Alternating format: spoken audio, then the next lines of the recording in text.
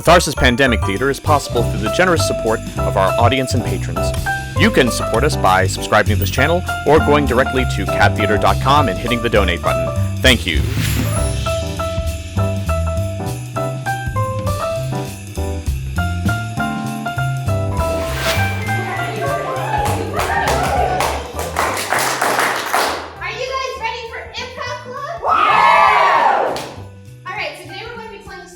Winter Solstice. Oh, I didn't see you there. Are you here to join improv club? Why? Are you guys just here to sit and watch? Okay, so today, guys, like I was saying, we're telling the story of the Winter Solstice. Have you guys heard it before? What? Okay, let's do this. So, once upon a time, you know what? I'll let them tell the story. Yeah, let's do that.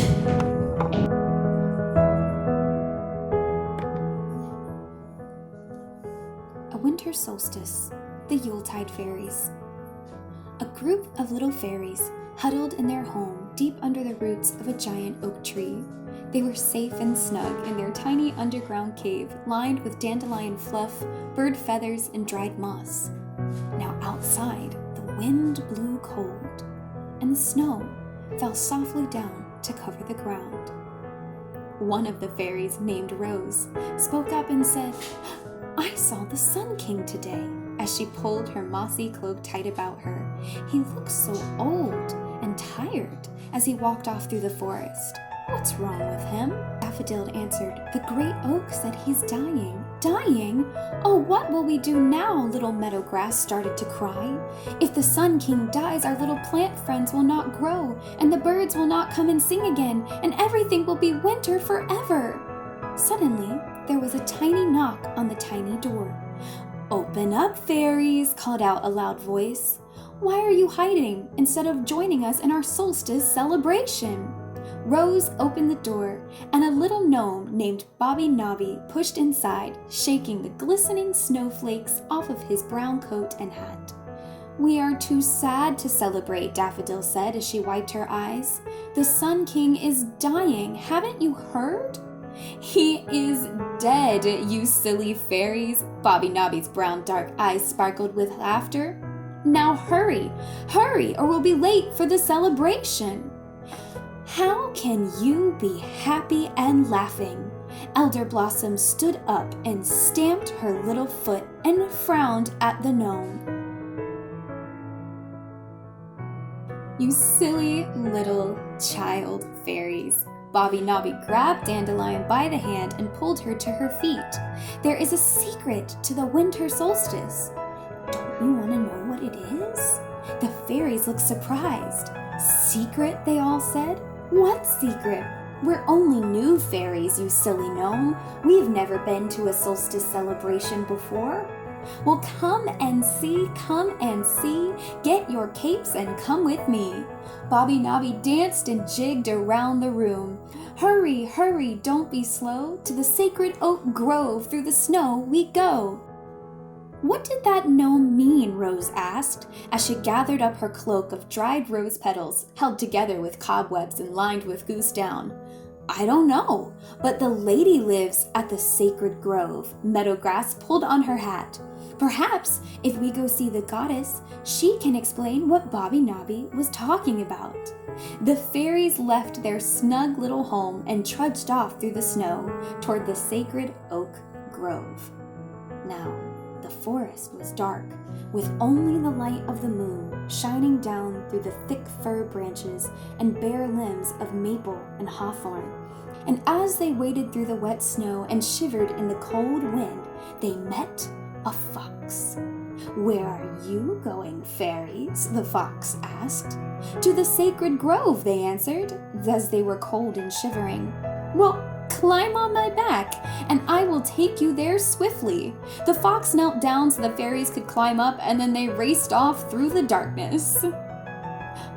"Listen," Lilac said, as they neared the grove of the sacred trees. "Someone is singing happy songs."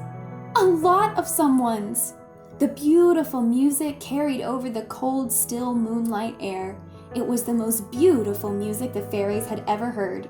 The fox carried the fairies right to the edge of the stone altar in the center of the grove, and then he knelt down. "Look," said Elder Blossom. As they slid to the snow-covered ground, "there is the maiden and the mother and the old wise crone and many other little people. They're all smiling and happy," said Lilac as she looked at the creatures, "and all the animals are here too. Why are they looking at the mother?" The fairies moved closer to the three ladies seated on the altar stone. The mother held a bundle close to her arm, smiling down at it. So the maiden reached down and took the fairies gently in her hands. She held them close to the mother so they could see what she held. "A baby!" the fairies cried. "A new little baby! Oh, look how he glows!" "He is the newborn Sun King," the maiden smiled.